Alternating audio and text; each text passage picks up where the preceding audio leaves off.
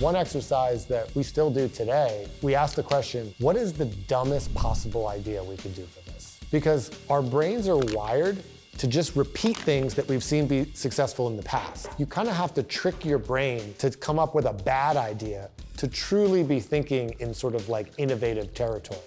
This is 40-year-old entrepreneur Mike Cessario. And when he devised the brand name for his product, he came up with something unconventional. What's the dumbest possible name for a super healthy, safest beverage possible? Liquid Death. Liquid Death, mountain water. Probably the dumbest name. Yeah, Liquid Death, water, in a can. Dumb name, skulls on the packaging. But according to Mike, the co-founder and CEO of Liquid Death, that's part of the reason why his company has brought in nearly $130 million in sales this year alone. If I saw that in a store, or if someone I knew saw that in a store, I'm pretty sure they're gonna have to pick that up and be like, what is this? And once someone picks something up, you basically won. There's 3 numbers to watch out for in Mike's story. 3 million, the number of views that Liquid Death's first commercial got on Facebook. 100,000, the amount of sales that Liquid Death made in its first month. And 195 million, the total amount of funding that Liquid Death has raised. Here's how Mike Cessario took a funny idea he once had for a commercial and turned it into a $700 million brand. For CNBC Make It, I'm Zach Green. This is Founder Effect. As a kid, Mike remembers an older cousin gifting him his collection of Mad magazines. It turned out to be a formative moment for him. I just completely ate that stuff up, and it was kind of crass and vulgar, but it was art, and it was really funny, and it was spoofy. Mike started playing guitar in punk bands and says one of them had several offers from recording labels to put out a record, but he also felt creatively drawn elsewhere. I was doing the show flyers, designing the album covers, all the businessy, creative stuff. Instead of pursuing a music career, Mike opted to attend the Art Center College of Design in Pasadena, California, studying graphic design and eventually advertising. I just wanted to make people laugh, which is what really attracted me to advertising, because it seemed like it was more of a place for humor and comedy than graphic design was. In 2009, a friend of Mike's put him on the backstage list for the Warped Tour in Denver, Colorado. Many of the bands were sponsored by Monster Energy. I was just hanging out with them, and we saw these, stacks of what looked like, Monster. These guys are drinking it, and it turns out like, oh, it's actually not Monster, it's water, because these guys don't actually want to drink these energy drinks. I remember thinking that that was kind of messed up. I'm like, man, that's so sort of sneaky. It's like at that time, it was really only energy drinks who were throwing money at these guys, so they kind of had to take it. But at the same time, it started making me think about why aren't there more healthy products that still have funny, cool, irreverent branding? Because most of the funniest, memorable, irreverent branding marketing is all for junk food. Bud Light, Dos Equis, Snickers, Doritos, Red Bull. And that was, I think, planted the early seed of probably what ultimately ended up becoming Liquid Death. Early in his career, Mike started working at ad agencies around the country.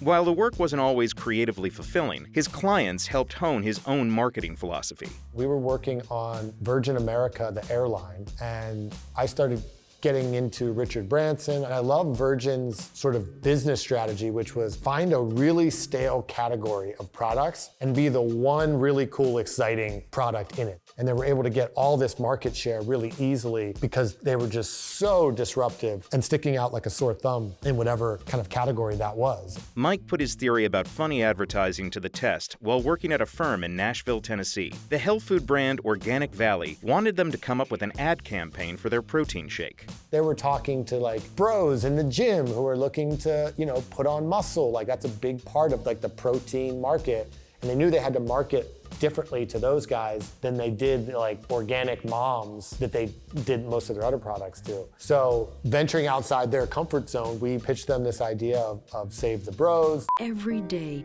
millions of bros drink protein shakes in order to get jacked, yoked, and totally swole. But most bros are unaware of the scary chemicals and artificial ingredients inside these shakes. And they almost killed the idea right before it went live. And then we launch it and it goes completely viral. But despite success in advertising, Mike still struggled creatively, so he decided to create his own brand, where he could control the marketing. After an unsuccessful try at craft brandy, he remembered a pitch he had once made for a canned water ad, poking fun at energy drinks that the bands at the Warped Tour definitely weren't drinking. I always knew that there was something in that idea, and it kind of just stuck with me. And just on the side, over the next few years of working at random agencies, I was always just sort of continuing to develop this concept of canned water and like, what can it really be? But how could a new product break into the crowded bottled water market, which is valued between $146 and $350 billion, according to PitchBook? The only way the brand would have a chance at survival is the actual product itself has to be so insanely interesting, where so much of the marketing is baked into the product, where if someone sees this on the shelf, am I willing to bet they have to pick it up because it's so weird or interesting, and then they're probably gonna take their phone out, take a photo of it, and post it on their social channels for free to their hundreds of followers. To prove that the idea was viable, Mike decided to produce a commercial for it, despite having 0 cans in production. We designed a 3D render of a can that looked real. I came up with a commercial idea for this brand that we shot for like $1,500. We put a few $1,000s in paid media to push the video out and to push the posts out over the course of maybe like 3 or 4 months. Don't fall for the marketing bull. Water is not yoga. Water is liquid death.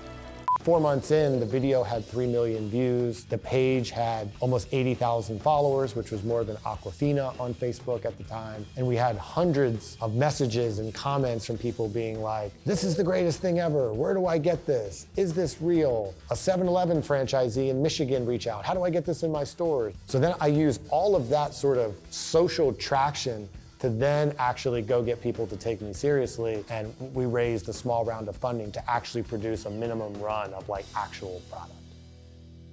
Mike was able to raise $150,000 in initial funding, and after finding a water supplier in Austria, sold the first cans of Liquid Death online as a direct-to-consumer business. Our first month, we made $100,000 in sales, and we spent about $2,000 on marketing. We sold out a product. We didn't order near enough what the demand was. We were sold out for like over a month. The first big retailer to take an interest in Liquid Death was Whole Foods. They're really big on sustainability. They loved our death to plastic message to kind of bring death to plastic bottles, cans infinitely recyclable. And they liked that we were talking about these things in a way that no other brand in their store was really doing. They said, hey, we want to launch you full national out of the gate in March of 2020. So we literally loaded into Whole Foods March 15th, 2020, the week the pandemic lockdown started. So that came with its own host of problems, but we still started seeing like real growth in Whole Foods throughout the pandemic year. While still far below brands like Dasani and Aquafina, Liquid Death sales have grown from $2.8 million in its first year to $45 million in 2021. Mike says they're on track to hit $130 million by the end of this year. One of the most surprising things to everybody with this was how wide the audience really was for something like this. Hundreds of parents who message us on social saying, thank you, Liquid Death, you finally got my 9-year-old excited to drink water instead of soda, because he thinks he has something he's not supposed to have. The construction worker guy who goes to a 7-Eleven and typically buys 2 energy drinks now might be buying 1 energy drink and actually going and buying a Liquid Death. Liquid Death for me is, how do you get all these people who don't typically make healthy decisions to now all of a sudden want to participate in a healthy brand purely from the brand standpoint at first, and they just start incorporating it into their day. Liquid Death has raised $195 million in funding and is valued at $700 million. A big part of that growth has been fueled by Liquid Death's appearance on the shelves of over 60,000 retail locations throughout the U.S., including 7-Eleven, Walmart, and Target, where it sells for about $1.89 a can. But more than anything, Mike says that it's creating an emotional connection to a brand that drives consumers. People think that taste is why things are successful or unsuccessful, or why one brand is better than another. All the data shows that is not even close to the case. Monster didn't become a $50 billion company because it tastes so much better than Red Bull. Most people probably couldn't pick out an energy drink in a blind taste test if their life depended on it. Our brand is all about comedy and making people laugh. You know, we're not tying our brand to some specific niche like action sports. So I think as long as we're constantly just riffing on culture, this can go basically for as long as something like Saturday Night Live is relevant, because you're literally just a part of culture and making people laugh. the end of the day, we're really creating an entertainment company and a water company. Like, we don't want to create marketing. We want to actually entertain people, make them laugh in service of a brand. And if you can do that, they're going to love your brand because you're giving them something of value.